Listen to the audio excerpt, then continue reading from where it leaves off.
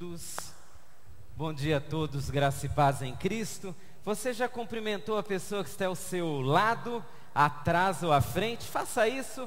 Enquanto o pessoal está voltando lá das classes, eu te desafio a pelo menos cumprimentar aí umas 3 ou 4 pessoas. Ofereça um abraço, um sorriso, e em nome de Jesus tem esse momento aí gostoso de comunhão. Pode cumprimentar as pessoas que estão perto. E eu desejo a você um domingo muito abençoado, cheio da graça de Jesus e das alegrias do Senhor. Muito bem, deu para abraçar aí o pessoal? Então tá bom. Nós iniciamos, irmãos, esse culto conhecendo a Brenda Rezende. Vou pedir para os papais trazê-la e os familiares que estiverem presentes, se quiserem subir, também podem.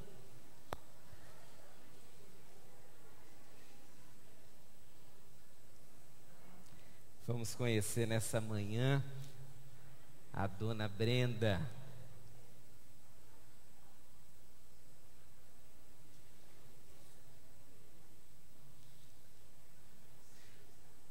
O Fábio treinou bastante para segurar a Brenda e ela não chorar, né, Fabinho? Nós vamos começar esse momento ouvindo um solo que será cantado pela mamãe, e aí depois nós vamos orar por essa menina.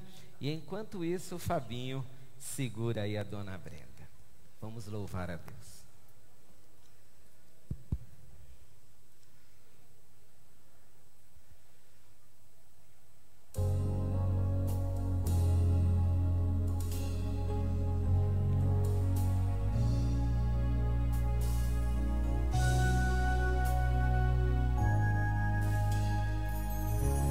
Aos olhos do Pai, você é uma obra-prima que Ele planejou. Com suas próprias mãos pintou a cor de sua pele, os seus cabelos desenhou cada detalhe, num toque de amor. Aos olhos do Pai, você é uma obra-prima que Ele planejou. Com suas próprias mãos pintou a cor de sua pele,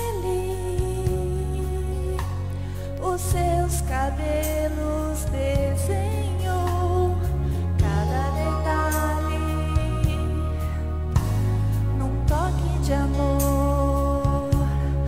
Você é linda demais, perfeita aos olhos do Pai. Alguém igual a você não vi jamais. Princesa linda demais, perfeita aos olhos do Pai. Alguém igual a você não vi jamais. Aos olhos do Pai, você é uma obra-prima que Ele planejou.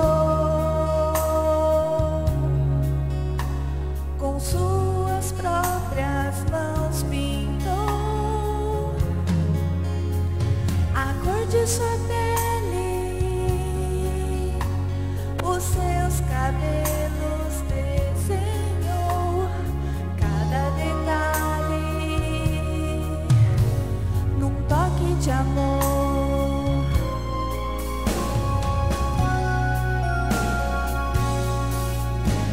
Nunca deixe alguém dizer que não é querida antes de você nascer. Penso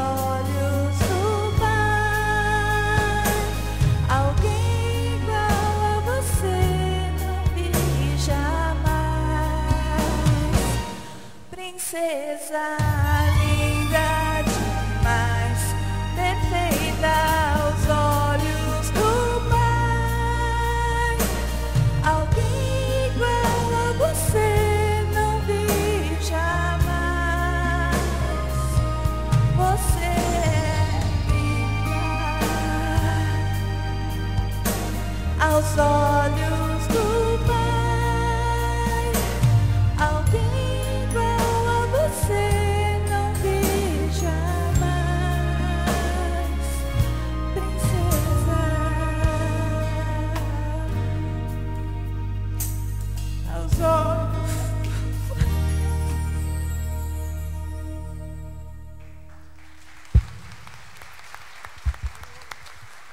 Vamos ficar em pé, queridos. E primeiro o Fábio vai orar. Dá para orar, Fábio? Dá? O Fábio vai orar e vai dedicar a Deus a sua filhinha. E depois eu vou orar por vocês. Tá bom, Brendinha? Você que sabe, Fábio.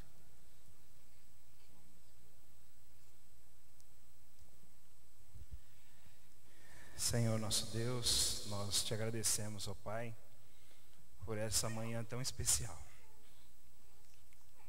que apresentamos a nossa filha, a Brenda, que o Senhor nos deu um milagre, um desejo tão grande no nosso coração, e o Senhor atendeu. Nós te louvamos, ó Pai, pela nossa família, nós te louvamos por esta igreja, Pai, pelos irmãos que intercederam por nós e nos ajudaram, ó Pai amado, nessa caminhada. Nós queremos consagrá-la a Ti, ó Pai, porque ela é um presente do Senhor para conosco e o Senhor é dono de tudo, ó Pai. E que ela possa crescer, Senhor, ela possa se desenvolver e conhecer a Jesus e ser uma serva fiel a Ti. Amém. Essa é a nossa oração em nome de Jesus. Amém. Amém. E agora, Brenda, você vem comigo ou não vem? E agora? Hã? Vem cá. Se você está com fome, eu não posso resolver o seu problema, viu, filho? É só sua mãe. Deixa eu ficar aqui no meio de vocês dois. Pronto. Vamos orar.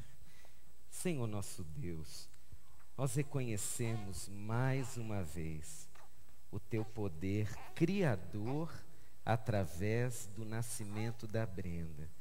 E nós queremos agradecer, Pai, porque depois de tanta luta, depois de momentos tão difíceis, o Senhor presenteou o Fábio, a Patrícia e toda essa família com a chegada da Brenda. Nós te louvamos, Pai, porque o Senhor tem mostrado o grande amor que tem por essa família, e agora o que te pedimos é que o Senhor tome em teus braços essa menina, abençoando, cuidando de todas as necessidades da Brenda. Nós entregamos essa menina ao Senhor, pedindo que ela cresça e seja criada nos teus caminhos, Pai. Peço que o Senhor dê sabedoria ao Fábio e à Patrícia, para que eles conduzam a Brenda à salvação em Cristo, e que ela cresça, Pai, sendo uma menina abençoada, mas que também ela seja uma bênção onde estiver. Peço que o Senhor lhe dê saúde, que o Senhor lhe dê um crescimento, não só físico, mas intelectual, emocional. E quando a Brenda começar a tomar as suas decisões, que ela decida ser uma crente em Jesus. E agora, Pai, nós pedimos que o Senhor abençoe e guarde a Brenda. Que o Senhor faça resplandecer o seu rosto sobre ela e tenha misericórdia dela. Que o Senhor sobre ela levante o seu rosto e lhe dê a paz. É a nossa oração no nome de Jesus. Amém. Amém. Ficou quietinha como nós combinamos, Brenda. Podem sentar. Que Deus abençoe muito vocês. Eu perguntei para Deus linda, avó, se ela parecia com o Fábio. O que vocês acham que ela respondeu? Porque vó, assim, se eu perguntasse para outra, ia falar que parece com a Patrícia. É com o Fábio mesmo? Tá bom. Que Deus abençoe muito vocês. Pode ir, eu fico com você? Pode? Não. Deus abençoe vocês todos. Quem vai pegar essa princesa linda? Aqui. Prontinho. Joia. Parabéns. Deus abençoe muito vocês, queridos. Vamos continuar louvando o nome do Senhor? E é um cântico que a gente vai entoar agora, que nos lembra da importância e da presença de Jesus em nosso meio, através de cada um de nós, porque o Senhor Jesus habita no nosso coração.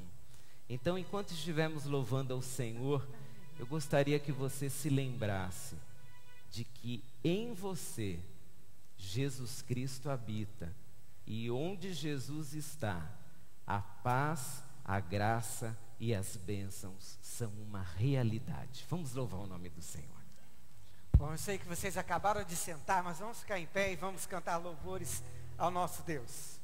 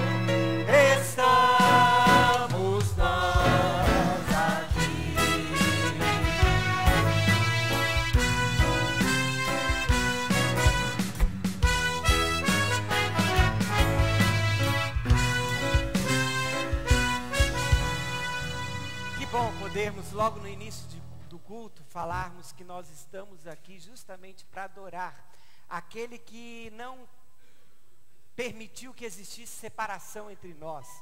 Nós adoramos a Deus diretamente, apresentamos os nossos louvores a Ele, sem nenhum intermediário. O véu que separava foi derrotado com a ressurreição do nosso Cristo, com a morte e ressurreição do nosso Cristo.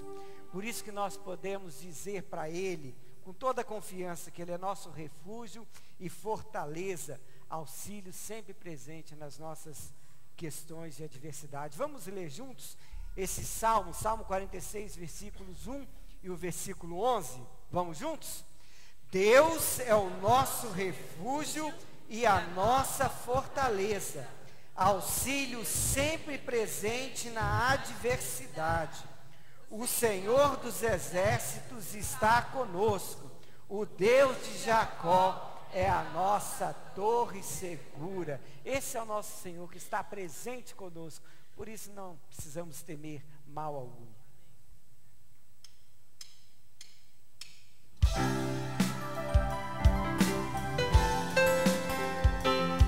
Com as palmas também fica mais bonito. Vamos lá? Se em teu nome houver reunidos dois ou mais, Ele estará na presença, Senhor. Diga isso, ó. Mas Senhor, estás entre nós, pelo teu poder, teu Espírito reinará. Grato sou por tua presença, por teu Espírito em mim. Com alegria eu me achego ao teu trono de graça, ó Deus. Grato sou por tua presença, por teu Espírito aqui. Com louvores exaltamos pra te adorar, unidos estamos aqui. É bom dizer isso pro Senhor.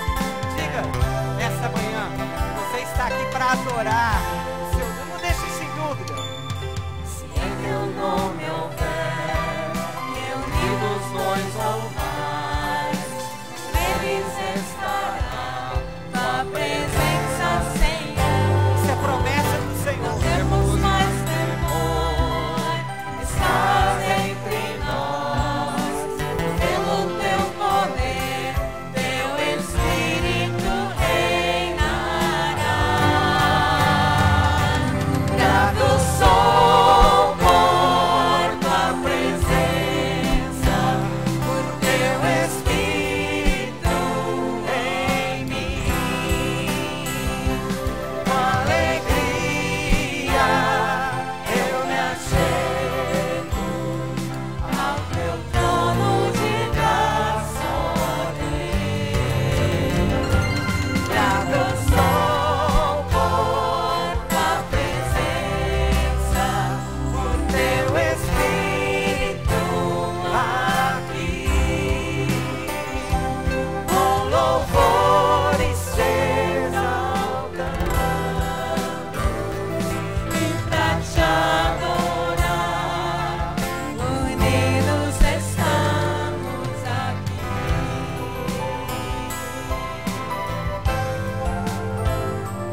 E pra te adorar, unidos estamos aqui.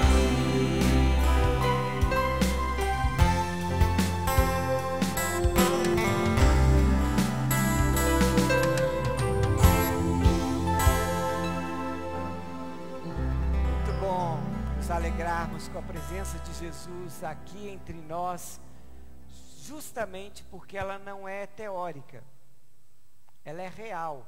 E ela não é real por nenhum fenômeno.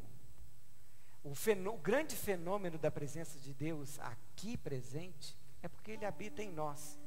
Nós estamos aqui, Deus está aqui. Se nós estivéssemos ali, Deus estaria ali conosco. Deus está em todo lugar, mas Ele está no nosso coração. Nós somos templo do Espírito Santo de Deus. E eu convido a você que crê nisso, que você é templo do Espírito Santo, se dedique inteiramente ao Senhor. Coração, alma, toda a sua vida nas mãos de Deus. Esse cântico é um cântico de entrega.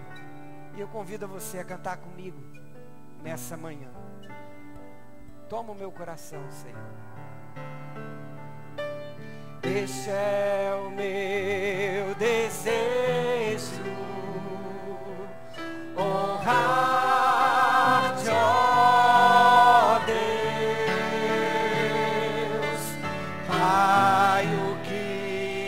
eu sou, entrego a ti. Faça essa oração. Tudo que eu tenho vem de ti.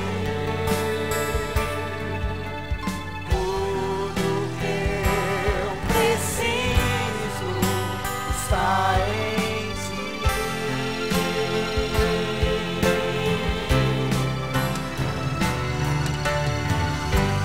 Toma o meu coração, minha alma eu te dou. Eu vivo só pra ti, todo o meu respirar, dos meus dias, os minutos, entrego tudo a ti.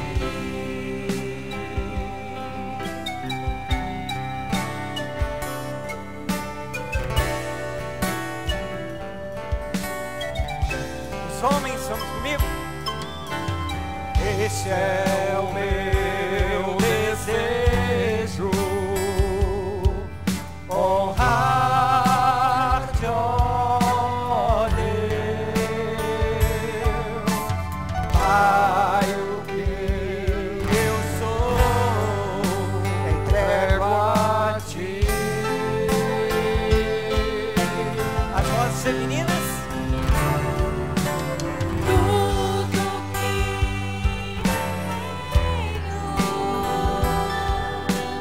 é de E agora o mais difícil. tudo que preciso Contente-se com o Pai está em ti. e afirme nessa manhã com muita vontade. Vamos lá? Toma o meu coração, minha alma eu te dou. Eu vivo só pra ti, todo o meu respirar, dos meus dias, os minutos, entrego tudo a ti. Toma o meu coração, minha alma eu te dou. Eu vivo só pra ti, todo o meu respirar, do meu dia, os minutos, entrego tudo a ti.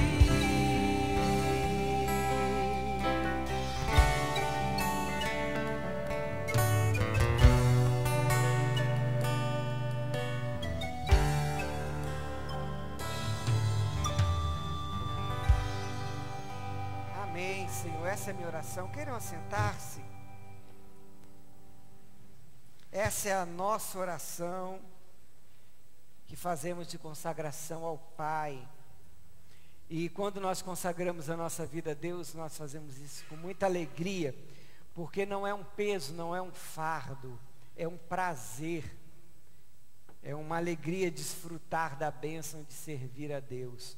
E o salmista, ele é tão feliz por isso, que ele nos dá esse conselho: servi ao Senhor com alegria e apresentai-vos a Ele com cântico.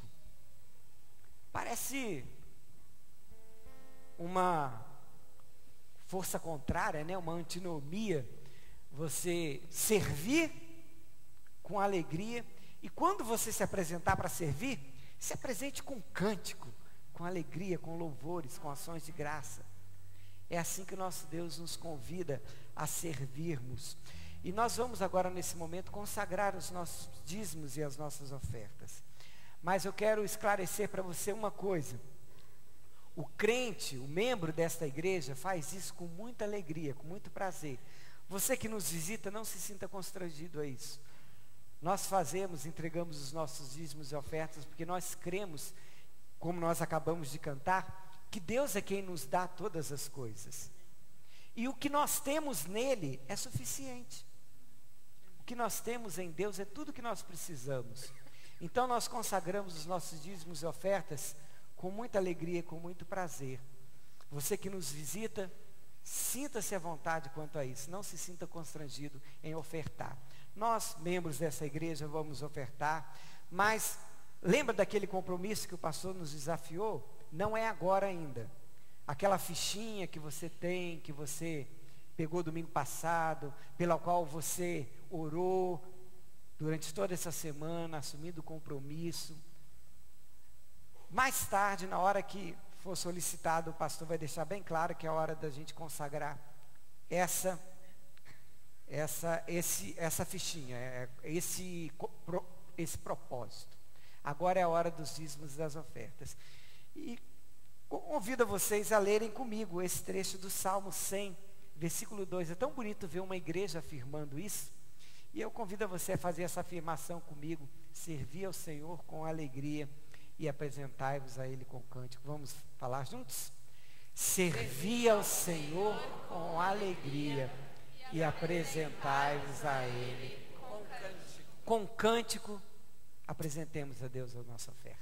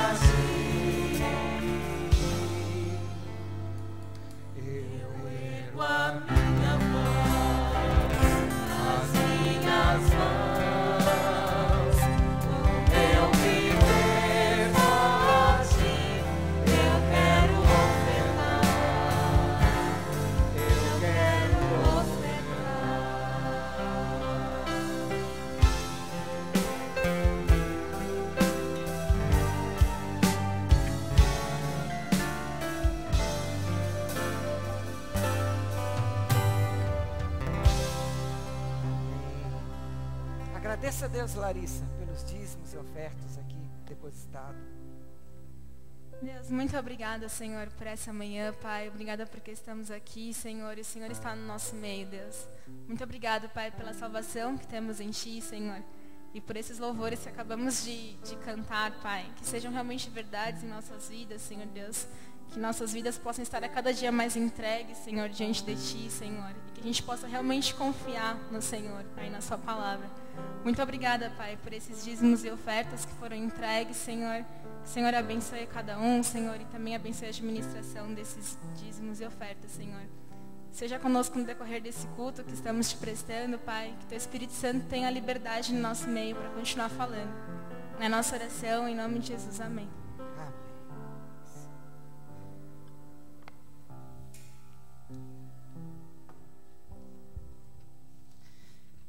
Se você tiver uma Bíblia em qualquer formato, digital, papel ou na memória, não sei se já tem chip de Bíblia para a gente colocar, vamos abri-la lá em Filipenses capítulo 2.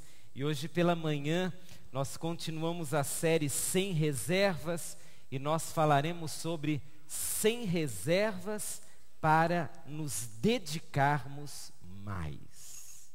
Filipenses capítulo 2, os versos 1 a 3. Sem reservas para nos dedicarmos mais. Farei a leitura, você acompanha aí na sua Bíblia. Diz a palavra de Deus: se por estarmos em Cristo, nós temos alguma motivação, alguma exortação de amor, alguma comunhão no Espírito, alguma profunda afeição e compaixão, completem a minha alegria, tendo o mesmo modo de pensar, o mesmo amor, um só Espírito e uma só atitude. Nada façam por ambição egoísta ou por vaidade, mas humildemente considerem os outros superiores a si mesmos.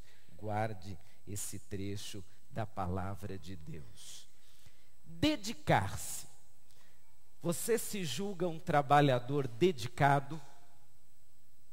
Eu espero que você seja. Quando seu patrão fala sobre você, ele diz: o fulano de tal é um profissional dedicado. Ele se esforça, ele dá o seu máximo.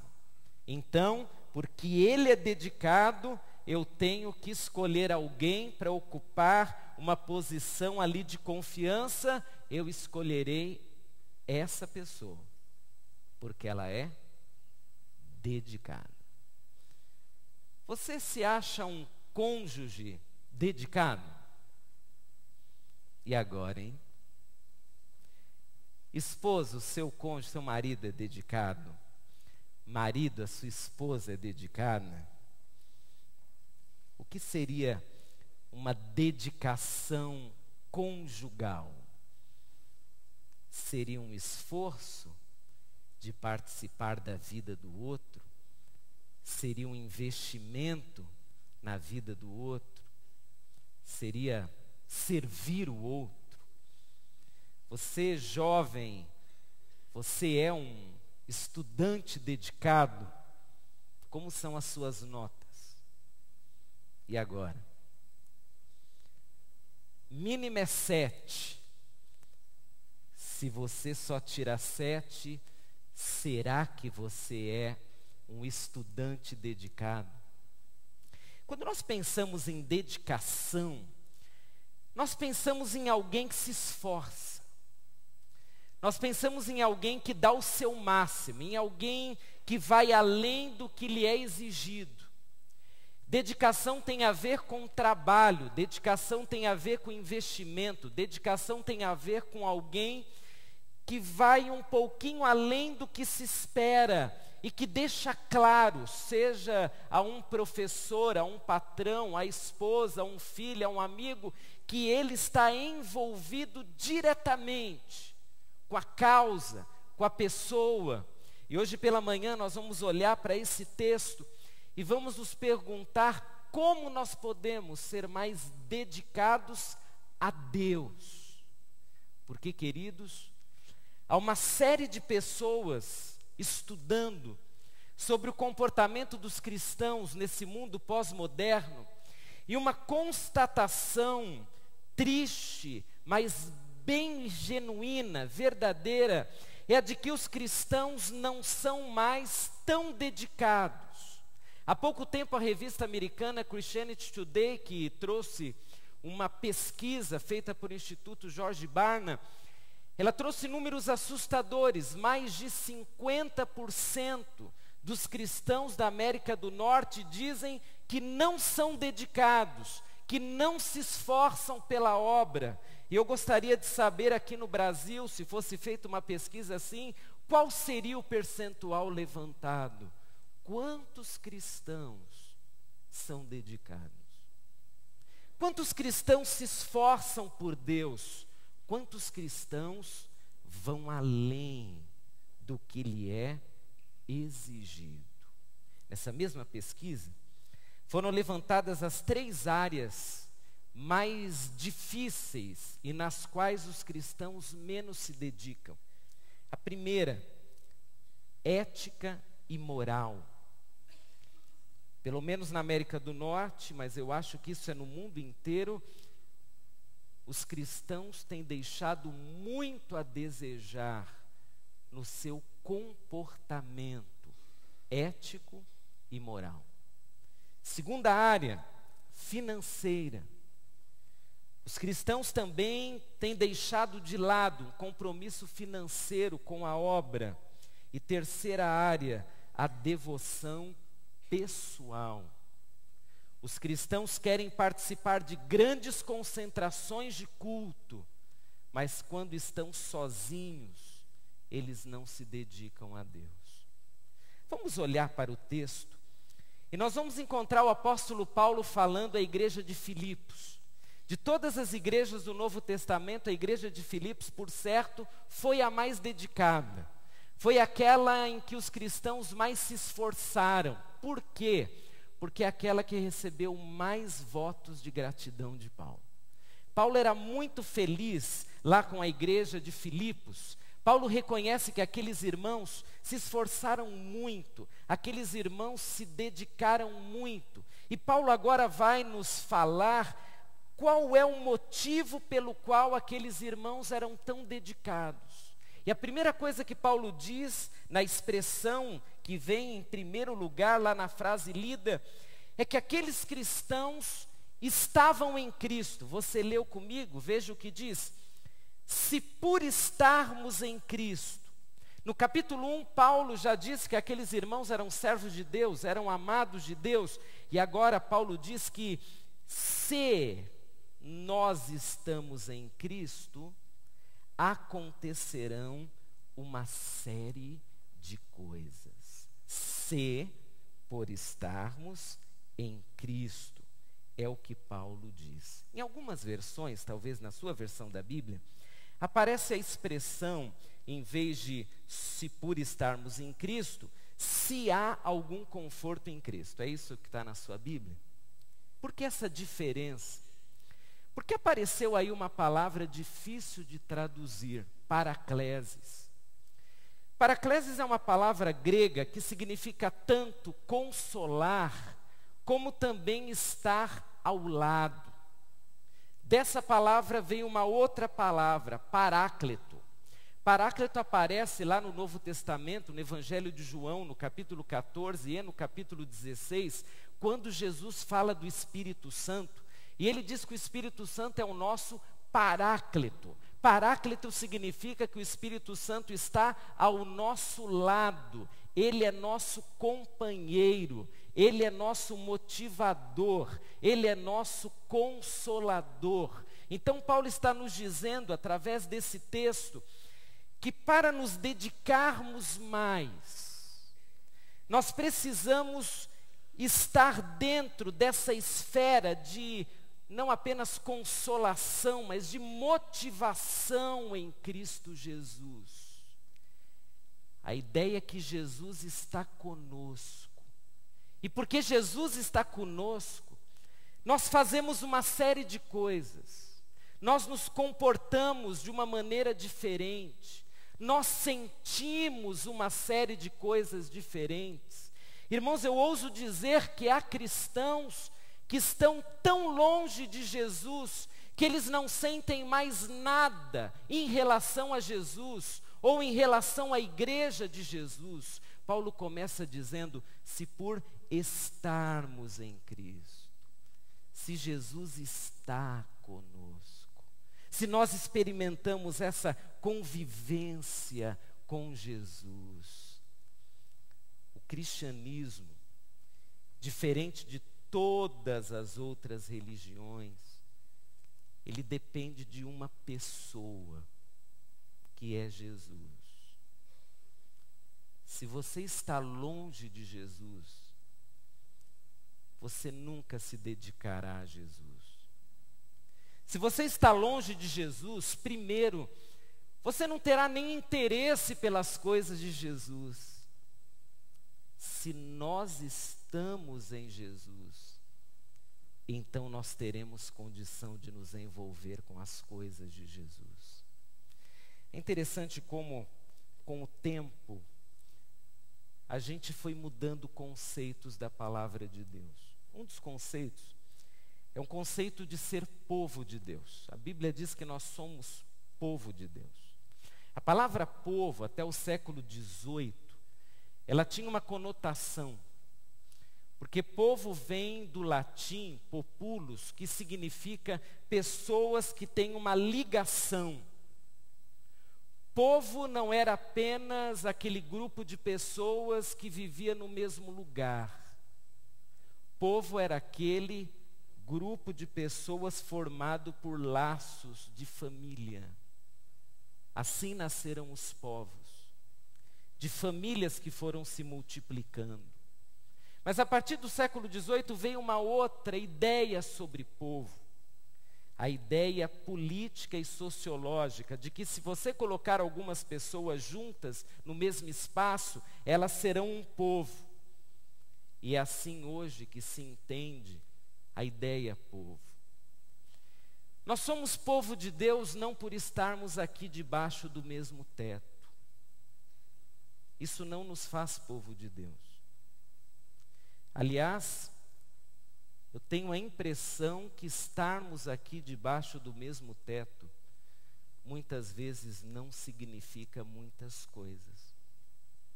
Por vezes estarmos debaixo do mesmo teto não significa que há entre nós alguma coisa.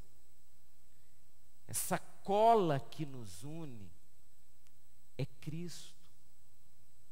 Não é um lugar, não é uma lista de nomes. Isso não nos une, isso não nos faz igreja. O que nos une é o Senhor Jesus. Por isso, se por estarmos em Cristo, não por estarmos juntos apenas, mas se por estarmos em Cristo, aí sim as coisas podem acontecer. O texto continua, e a próxima frase diz: se por estarmos em Cristo nós temos alguma motivação, ou talvez aí na sua Bíblia apareceu a frase, alguma consolação de amor. Essa palavra, motivação, ela é tradução de uma palavra grega paramution, que é uma união de duas palavras que significa, literalmente, dar um empurrãozinho. Sabe quando era usada essa palavra? Quando uma criança está aprendendo a andar, e talvez você tenha alguma criança, seja filho, seja sobrinho, seja netinho, quando a criança está começando a andar, ela começa a se apoiar nos móveis, é assim mesmo? É. E aí ela começa a dar os seus primeiros passos corajosos, ela dá um passo, e o pai e a mãe querem que a criança ande, não é? Então o que eles fazem? Eles vão dando um empurrãozinho. Eles vão dando uma ajuda. Segura no dedo do papai, aí a criança vai indo. A gente dá um empurrãozinho. E é essa palavra que o texto traduziu como motivação ou consolação de amor. A minha interpretação pessoal é empurrãozinho santo. É isso. Se por estarmos em Cristo, nós temos um empurrãozinho santo, uma motivação, algo que nos faz seguir em frente.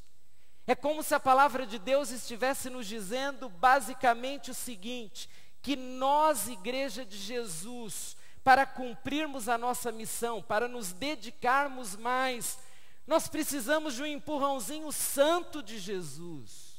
Jesus dizendo, vai, siga. E veja como é importante então estarmos em Cristo. Porque se eu estou longe de Jesus, quem me dá um empurrãozinho? Quem me motiva? Quem me faz seguir em frente? Nós tiramos o empurrãozinho santo e nós colocamos o nosso empurrãozinho humano.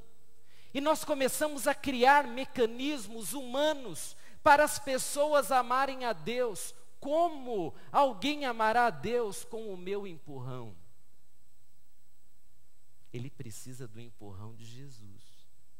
Ele precisa da motivação de Jesus. Ele precisa da ação do Espírito Santo que vem aqui por dentro e nos faz agir em amor para Jesus.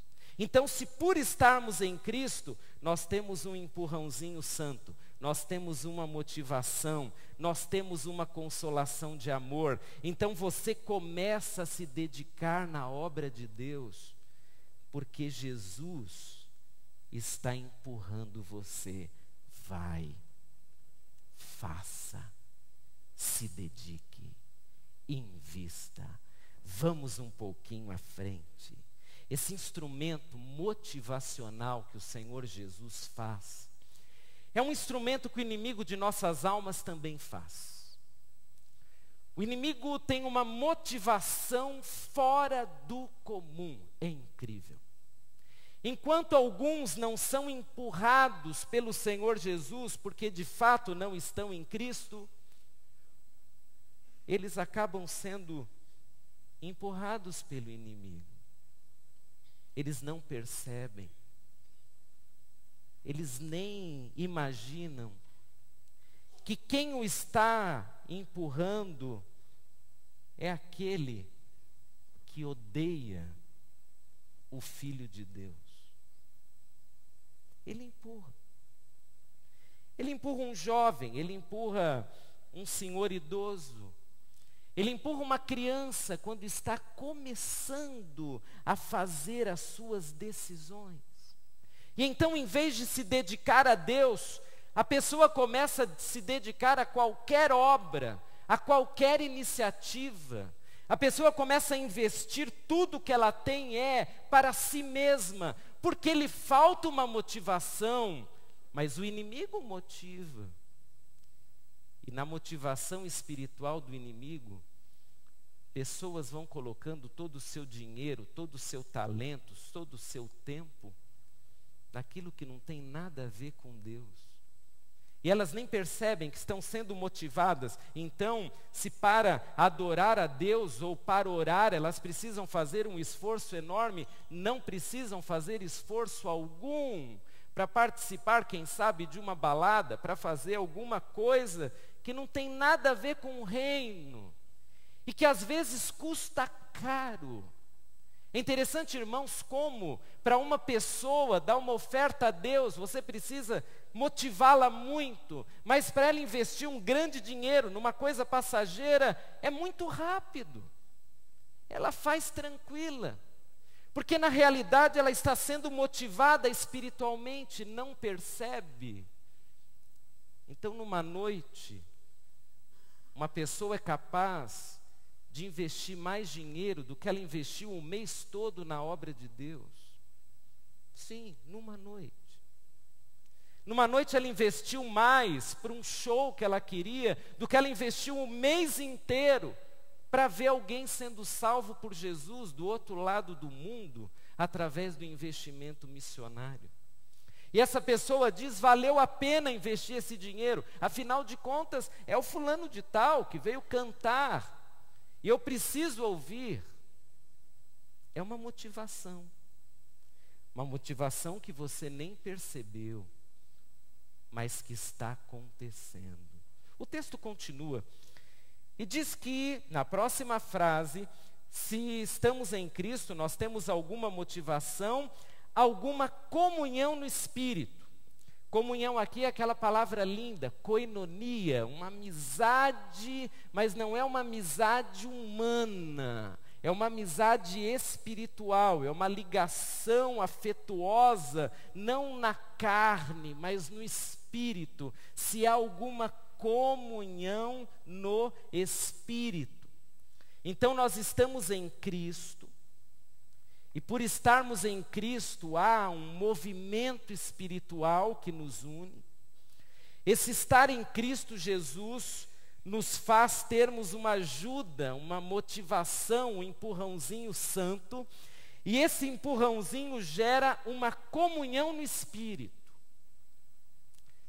O empurrão santo vai além de produzir amizade. Nós podemos ser amigos sem sermos irmãos. Nós podemos ser amigos sem nos envolvermos na obra de Deus. São coisas distintas. E o que aconteceu dentro das igrejas, em todas elas, é que houve uma confusão no aspecto sociológico da igreja e no aspecto espiritual da igreja. Nós construímos amizades excelentes na igreja de Jesus. E nós falamos assim: eu gosto da igreja porque aqui eu faço amigos. Aqui é um bom lugar para o meu filho ser criado. Ele vai ter amigos crentes. Ótimo. Esse é o aspecto sociológico, emocional. Mas e o lado espiritual que nos une? Porque são coisas distintas. A Bíblia fala que quando nós estamos em Cristo e somos motivados por Jesus, nós acabamos tendo uma comunhão no Espírito. E eu fiquei imaginando o que é isso exatamente. Irmãos, essa comunhão no Espírito é uma unidade que nós nem conseguimos explicar. É uma unidade que ultrapassa a amizade. Ultrapassa o gostar da conversa do irmão, ultrapassa qualquer ligação emocional, é no Espírito, uma comunhão no Espírito. Se nós pudéssemos enxergar essa comunhão, se houvesse um raio-x espiritual, eu gostaria assim de ver como em Cristo e através do Espírito acontece essa ligação entre nós. Não é uma ligação de conversa, não é uma ligação de gostar de estar ao lado, é uma ligação espiritual. Charles Swindoll diz que essa ligação não é comparável a uma corda, não é comparável a um fio de nylon. É comparável a uma algema, uma corrente que por mais que a gente tente assim quebrar, não consegue. Mas quando não estamos em Cristo, irmãos, nada nos segura. Quando nós não estamos em Cristo, começam aquelas conversas. Eu me feri, eu me frustrei, eu me entristeci, eu não vou mais à igreja. A igreja, ajuntamento. Claro, não há ligação espiritual. Eu trabalho, por exemplo, com o Fernando. Eu tenho certeza que nessa trajetória de 3 anos, por certo, eu já o chateei algumas vezes. Não precisa falar, tá, pastor Fernando? Fica em paz. Porque se em 3 anos eu não fiz nada que ele tenha se chateado, eu não deveria estar aqui, já devia estar no céu com os anjos. Porque numa convivência em que você se vê praticamente todo dia, como que você em algum momento, sabe aquele dia quando você acordou mais chateado e acordou assim mais bravo, como que você não vai ter algum tipo de atrito, algum tipo de mazela emocional mesmo, falar alguma coisa? Isso é natural. quando nós estamos ligados em comunhão com o Espírito, a nossa união, ela extrapola essas coisinhas de relacionamento. Ela extrapola uma palavra mais ácida, um olhar diferente. Mas quando não há essa ligação, nós somos como que pessoas que não podem falar muito ou não podem expressar-se, porque qualquer palavra vai nos dividir, porque está faltando cola, está faltando unidade, está faltando o Espírito Santo que vem e com o seu poder, ele nos une de tal forma que nós continuamos juntos. Se há alguma comunhão no Espírito.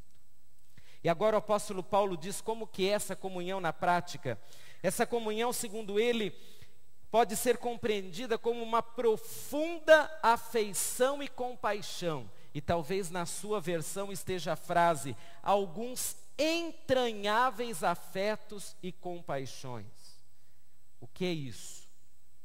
É a tradução de uma palavra grega, splagchinon, que literalmente significa baço. Baço. É, esse órgão, baço. Quando está no plural, significa intestinos. Então, como você interpreta isso? Se há algum intestino entre nós, se há um baço entre nós. Os gregos, eles associaram sentimentos a órgãos do corpo. Os judeus já faziam isso no Antigo Testamento. Mas os gregos pegaram o corpo humano e eles tentaram associar cada sentimento a um órgão do corpo humano. Por exemplo, quando uma pessoa errava e sentia uma culpa, eles diziam que o rim estava doendo. Você já teve pedra nos rins? É esse o sentido da culpa, do ter feito alguma coisa errada. É uma dor, como do rim. O texto diz que há algo entre nós tão difícil de explicar, tão íntimo, tão gostoso, que isso pode ser compreendido como se fora os nossos próprios intestinos. É uma coisa íntima, é uma coisa interna. Quando nós estamos em Cristo, há uma ligação assim em nós.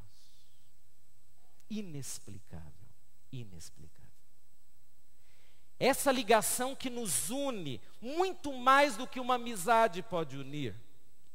Muito mais do que torcer para o mesmo time. Muito mais do que ser amigo de infância. E isso é uma ligação tão forte, tão tremenda, que, irmãos, quando nós estamos em Cristo, a dor acaba sendo a dor de todos, a alegria é a alegria de todos, mas também o desafio é o desafio de todos. Há uma ligação entre nós, são entranháveis afetos, é uma profunda afeição, e nós entendemos isso espiritualmente, porque em Cristo Jesus, aquilo que está acontecendo, talvez até do outro lado do mundo, com pessoas que eu nunca vi, mas são irmãos em Cristo como eu, por alguma razão inexplicável, mas que possivelmente é essa, aquilo me afeta e eu me esforço por eles, ainda que eu tenha várias coisas a fazer para mim mesmo ou para minha família.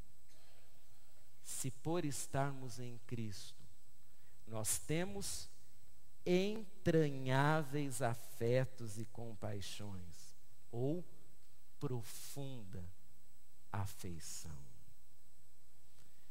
Isso nos faz agir e reagir das diferentes maneiras possíveis da vida.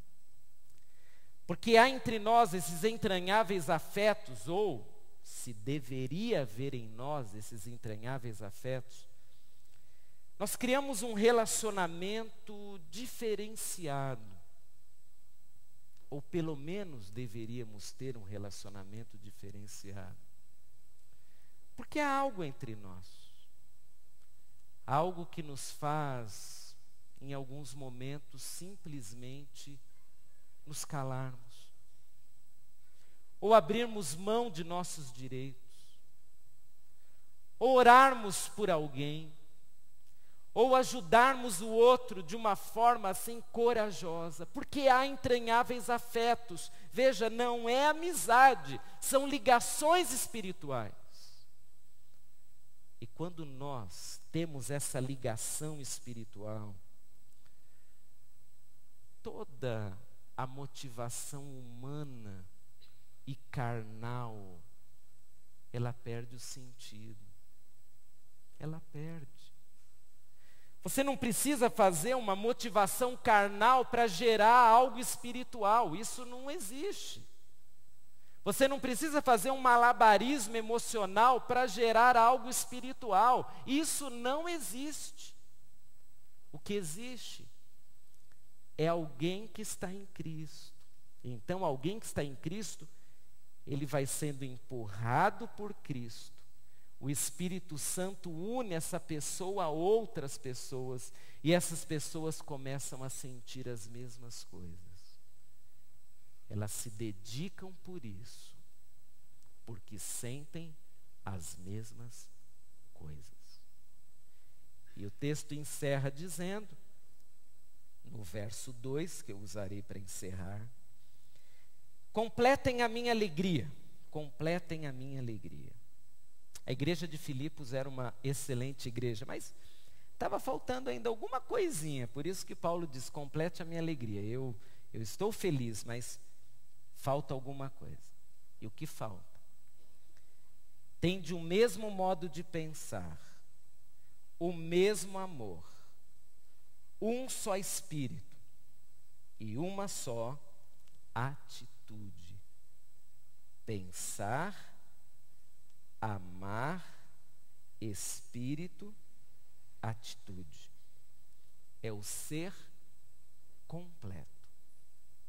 É o ser completo se dedicando a Deus. É o ser completo trabalhando para Deus. É o ser completo pensando nas coisas de Deus. É o ser completo amando a Deus e a sua obra. É o ser completo espiritualmente envolvido com a obra de Deus. E é o ser completo com comportamentos, com uma atitude que favorece e abençoa a obra de Deus.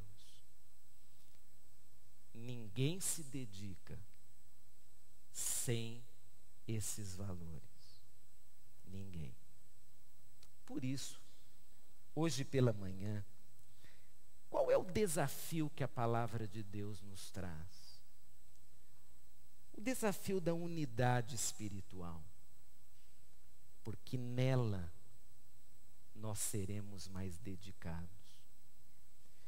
Ouvi no Espírito Santo, agora lá em Vitória, na sexta-feira, um testemunho muito interessante. Um senhor, ele era casado com uma irmã, membro de uma das igrejas de Vitória. Eles se casaram sem Cristo, ela se converteu, mas ele não queria se converter. E ele dizia assim, olha, eu não me converto, porque lá na sua igreja tem uma pessoa assim assado, que se for para ser crente como ela, eu não quero ser. Aí depois ele dizia, eu não me converto, porque lá na sua igreja pede dinheiro. Eu não me converto, porque na sua igreja tem isso, tem aquilo, tem aquilo, tem aquilo. E foi fazendo uma lista.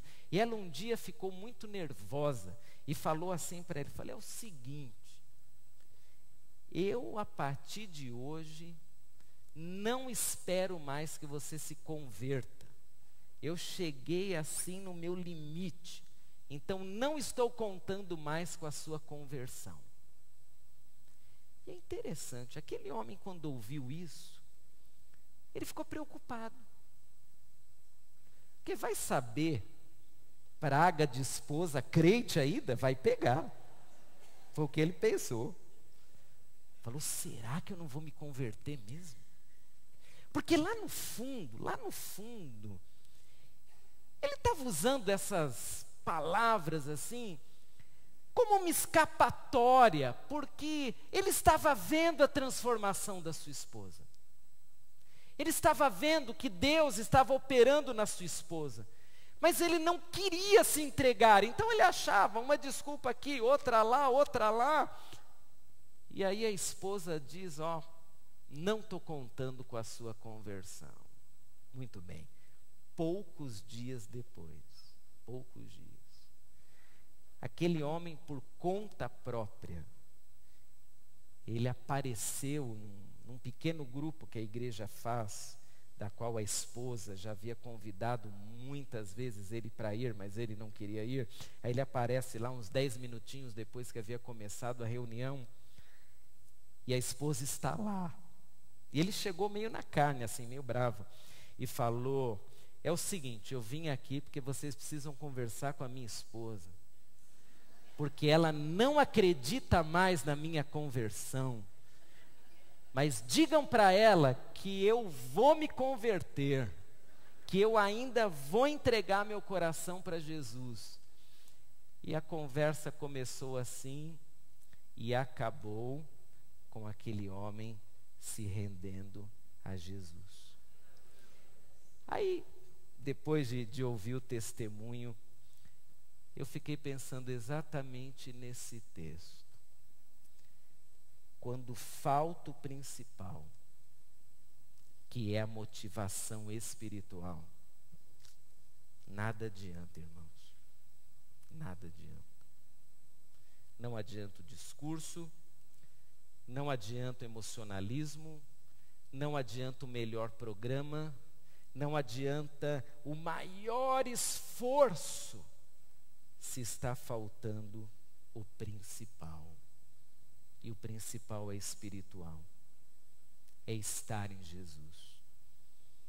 O meu desafio a todos nós, na dedicação, é que nós tenhamos em abundância aquilo que é o primordial, Jesus. Que nós tenhamos em abundância aquilo que é assim, o principal, uma motivação espiritual. E que nós tenhamos em abundância essa unidade no Espírito, que gerará essa sensação maravilhosa de que nós pertencemos ao mesmo corpo, à mesma igreja, ao mesmo Deus. O que há entre nós? É essa frase que eu quero que você pense agora. E pensando nisso, enquanto nós cantamos, eu te desafio a orar. Quem sabe pedindo a Deus, Deus, me dá um empurrãozinho. Jesus, me dá um empurrão, porque eu não estou conseguindo me envolver. Eu não estou conseguindo obedecer. Eu não estou conseguindo me dedicar. Eu não estou conseguindo. Eu às vezes tento, mas a minha motivação carnal não é o suficiente. Eu preciso de um empurrãozinho de Jesus. Eu preciso dessa ligação interna que me faz dizer para o irmão, nós estamos juntos nisso. Nós fazemos parte da mesma coisa. E porque nós fazemos parte da mesma coisa, eu vou me dedicar mais. Porque há entre nós o Espírito Santo de Deus. Vamos cantar, queridos.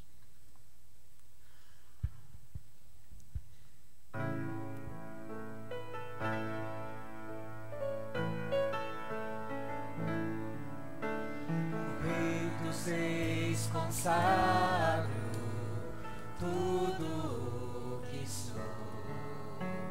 De gratos louvores transborda o meu coração. A minha vida eu entrego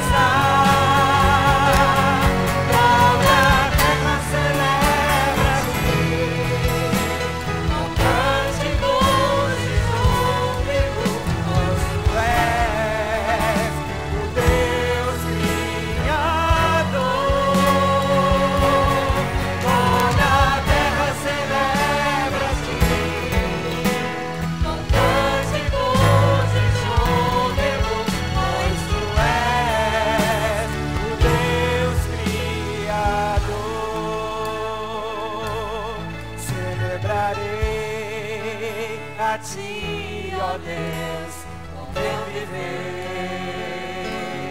Contarei, contarei as tuas obras, pois por tuas mãos foram criadas terra, céu e mar, e todo ser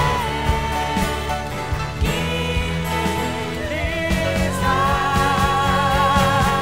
Toda a terra celebra-te com cânticos e júbilo, pois tu és o Deus Criador. Toda a terra celebra-te com cânticos e júbilo, pois tu és o Deus Criador.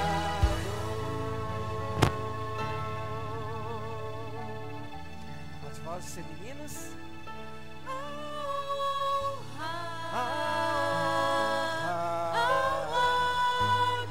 A glória,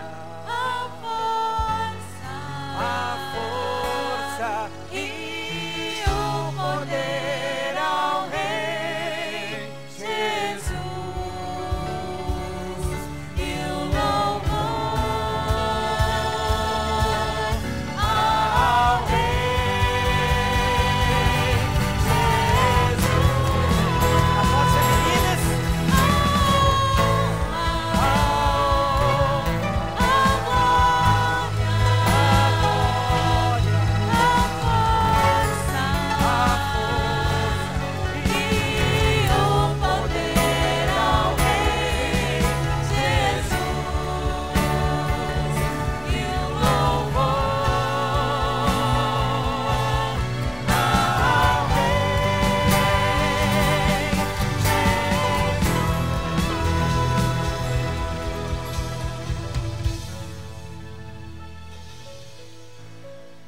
Rei dos reis consagre tudo que sou.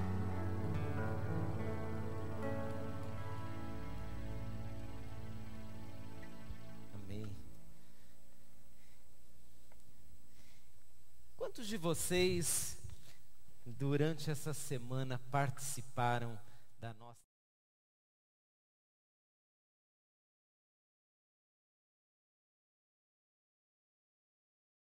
participaram? Nós passamos a semana orando, porque hoje pela manhã nós precisamos...